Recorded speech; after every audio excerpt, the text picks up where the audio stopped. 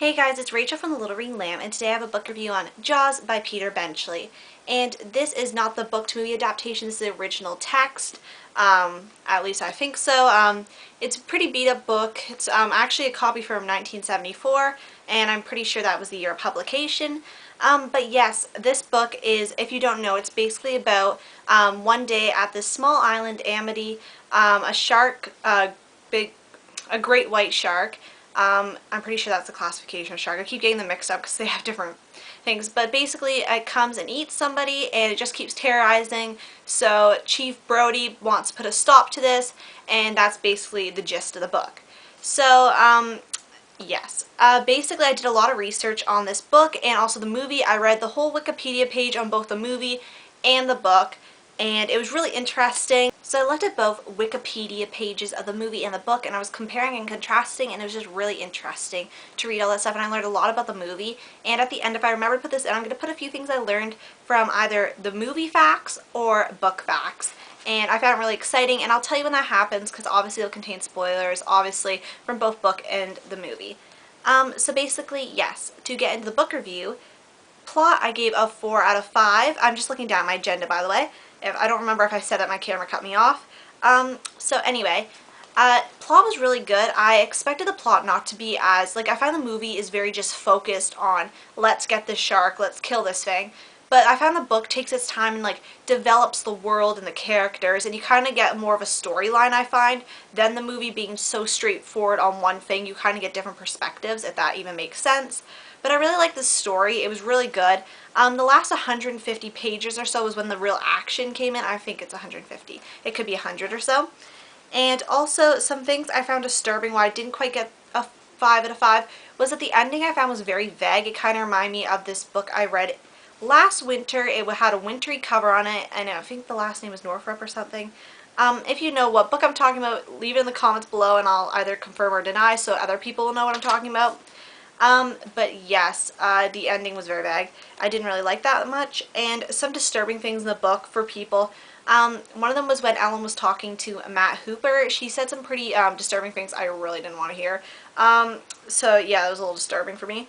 And also the cussing, I don't really care about reading cussing because it doesn't bother me as much as seeing it. But also if you don't like cussing, this probably wouldn't be a good book. And also, if you don't like blood or gore, they do talk about fish guts and stuff like that. So if you're not into blood or gore, well, you don't really have to be into it. If you can't handle it, you shouldn't read this book because that might disturb you. But, yeah.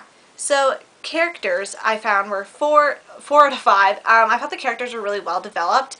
Compared to the movie, the characters seem to have more character development, which I really enjoy. The characters in the movie, you don't really get that much into at least Ellen's character, which I remember, because I don't remember a lot. I haven't watched the movie in a year and a half, but Ellen's character especially, you don't really get a lot into her character as much as you do in the book, and some other characters, even Chief Brody I found was not as dimensional as he is in the book.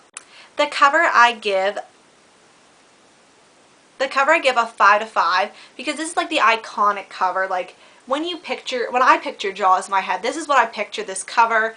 Not even, even the movie posters. I'm pretty sure this was the movie poster, or it was something like this for the movie poster. And I actually found out that they at first had Jaws swimming sideways, I'm pretty sure, on this poster. But then they changed it for him facing up so you could actually see his teeth. So it makes sense, Jaws. And yeah, this is just an iconic cover. This edition's pretty beat up because I did get it. It was a bargain book. I got it from a book festival. And yeah, it's a 1974, actually. And it's really weird how there's a little, I don't know if you can see that, there's a little hole at the top throughout the book. I don't even know how somebody made that. Well, actually, you can probably make that easy, but I'm at a loss of words. So Suspense, I give 3 out of 5 because the action starts happening in the last 150 pages-ish. And I didn't find it as suspenseful as, well, it says #1 super thriller, a novel of relentless terror, Jaws, at the top of the book.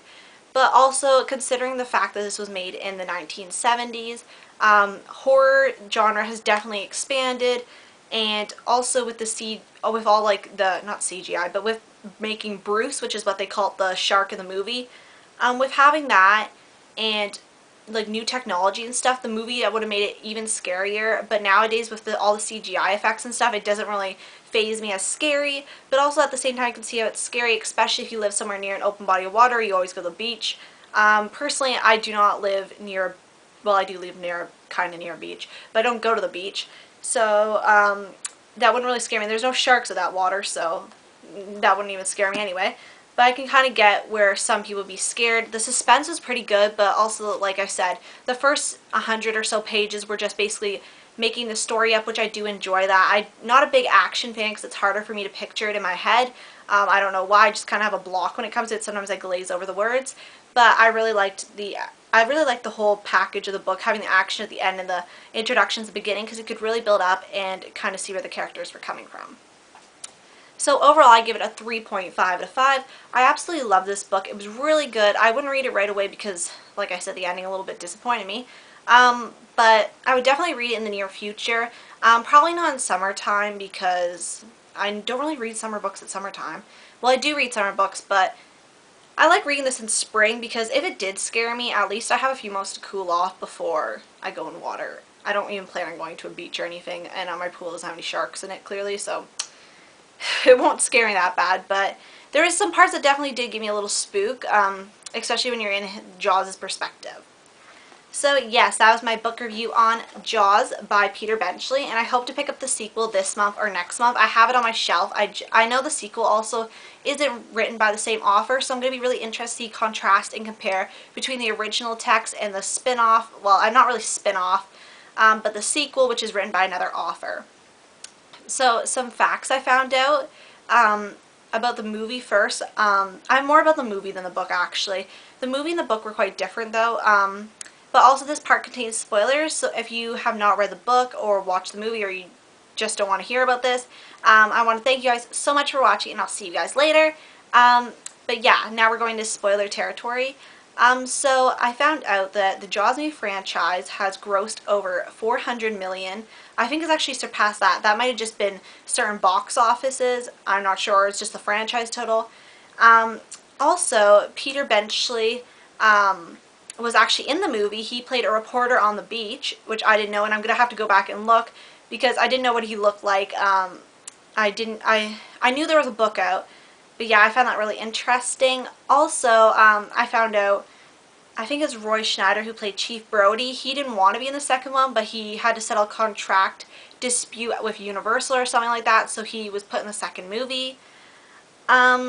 I found out Steven Spielberg actually halfway through the project, or a little bit through the project, I think he didn't want to continue the movie because he thought it was going to break his career. But actually, I believe this was like his big break on this movie. And yeah, I found that really interesting. Also, some things that are different from the book to the movie. In the movie, I'm pretty sure they said Matt Hooper didn't die, but in the book he does die.